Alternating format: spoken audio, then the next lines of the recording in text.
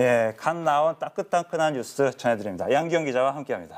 안녕하세요. 안녕하세요. 네. 예, 주말에 또 어떤 좀 재미난 뉴스 좀 올라왔나요? 네, 오늘 첫 소식 전해드릴게요. 네. LG전자가 10일부터 옵티머스 G의 운영 체제를 4.1 버전의 젤리빈으로 업그레이드를 시작했다고 밝혔습니다. 네, 그 옵티머스 G가 출시할 때 이미 젤리빈이 나왔었잖아요. 그 옵티머스 G 회장님 폰인데 좀 그냥 진작에 젤리빈으로 좀 내놨으면은 좀 덜 불편했을 텐데 말입니다. 네, 조금 늦은 감이 있죠. 사실 저도 이제 옵티머스 G는 아니지만 갤럭시 S3를 사용하고 있는데 지난달에 저도 젤리빈을 업그레이드를 했습니다. 근데 우리 시청자 여러분들에게 약간 팁을 하나 드리자면은 PC랑 연결을 해서 이제 프로그램으로 젤리빈을 업그레이드를 할 때 이 배터리 잔량이 80% 이상일 때 젤리빈 업그레이드가 굉장히 잘 됩니다. 배터리 잔량이 좀 적을 때는 안 되거든요. 이 점 유념해 주셨으면 좋겠습니다. 네, 하여튼 뭐 구형폰 또 이렇게 좀 업그레이드 해주면 기분은 좋죠. 네, 그리고 또 갤럭시 S2와 갤럭시 노트의 어떤 젤리빈 업그레이드를 기다리고 계시는 분들 굉장히 많으실 텐데요.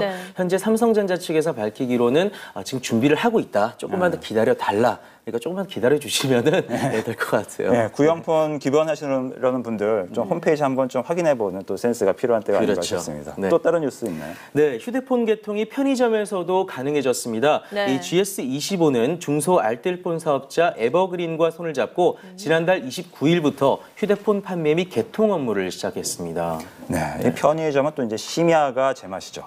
갑자기 이제 야밤에 핸드폰이 사고 싶다. 내일까지 기다리지 않아도 바로 달려나가서 어묵 하나 먹으면서 살 수 있게 되는 충동적으로 되는 날이 지금 와버린 것 같습니다. 어묵 먹으면서 어묵을 먹으면서 휴대폰을 사는 시대가 왔군요. 그러니까요. 그만큼 아이디가 일상의 필수품 또 소모품이 됐다는 얘기가 되겠죠. 네. 그런데 이제 우리나라 IT 수출 업계들이 중국 때문에 좀 바짝 긴장하고 있다. 또 이런 뉴스가 또 들립니다. 네, 그렇습니다. 우리나라가 세계 수출 1위를 차지하던 일부 IT, 화학, 철강 품목에서 중국이 우리나라를 제치고 1위를 차지했습니다. 이 중국의 추격 정말 우리나라의 실질적인 위협이 되고 있어서 우리나라 기업이 경쟁력을 강화할 수 있는 대책 마련이 시급하다라는 목소리가 나오고 있는데요. 네, 좀 더 자세히 알아볼게요. 지난 13일 한국무역협회 국제무역연구원은 2011년 우리나라의 세계 수출 시장 점유율 세계 1위 분야가 10개나 줄어들었다고 보고서를 통해 발표했습니다. 자, 지금 화면을 통해서 도표를 한번 보시면요. 자, 특히 중국이 가져간 우리나라의 세계 1위 품목은 12개로 알려졌습니다. 1위를 내준 26개 품목 중 12개인데요. 이는 46%에 달합니다. 지금 화면에 나가고 있죠. 이는 중국의 수출업계 성장 속도를 가늠해 볼 수 있는 대목이기도 합니다. 네, 이거 중국의 위력이 이제 심상치 않습니다. 저희 스마트쇼에서도 이제 IT 분야에 있어서 중국의 약진에 대해서 몇 차례 얘기 좀 드린 적이 있는데 가만히 이제 불구경할 때가 아닌 것 같아요. 그렇죠. 네, 경쟁국의 추격이 점점 빨라지고 있는데요. 특히 중국의 약진이 두드러지고 있습니다. 중국은 액정 디바이스, 합성 필라멘트사, 비합금강 평판 아변 제품 등 IT와 연관한 분야에서 우리나라를 추월하고 1위를 차지했습니다. 또 메모리 반도체 분야에서도 중국이 우리나라의 뒤를 이어서 2위를 기록했습니다. 중국이 위협하는 것은 비단 한국뿐만이 아닙니다.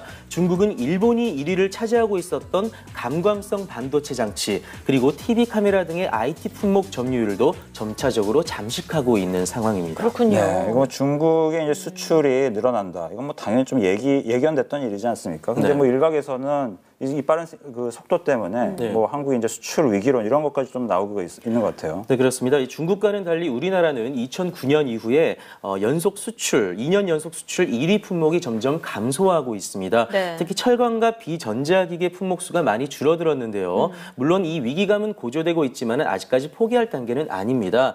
이번에 특히 CES 2013에서 보여줬던 우리나라 기업의 어떤 그 기술력, 예를 들어서 뭐 공면형 OLED TV라던가 울트라 HD TV 같은 경우에는 정말 우리나라의 우수성, 기술력의 우수성을 널리 알릴 수 있었던 좋은 기회가 됐거든요.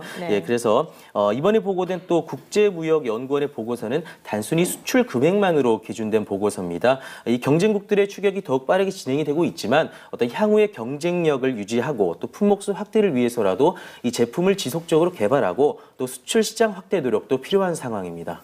예, 이 중국에서 시작된 이 IT 인해 전술 극복하기 위해서는 뭐 기술 개발이 뭐 명확한 답일 것 같은데 네. 이 이외에도 또 우리가 좀 신경 써야 될 것들이 있을까요? 네, 이 한국의 저성장 속도가 늦어지면 늦어질수록 중국의 추격 속도는 빨라질 수밖에 없습니다. 그렇죠. 예, 경제 성장률을 높이고 물론 기술력을 향상해야 되는 것 당연한 거고요. 네. 현재 한국의 수출 규모가 세계 7위임에도 불구하고 이 품목 보유 순위는 여전히 15위에 머물고 있다고 해요. 네. 이 점도 앞으로 보강해야 할 점으로 손꼽히고 있습니다. 예, 중국이 달리기 시작했군요. 네. 예, 연경 기자 오늘도 대단히 감사합니다. 감사합니다. 감사합니다.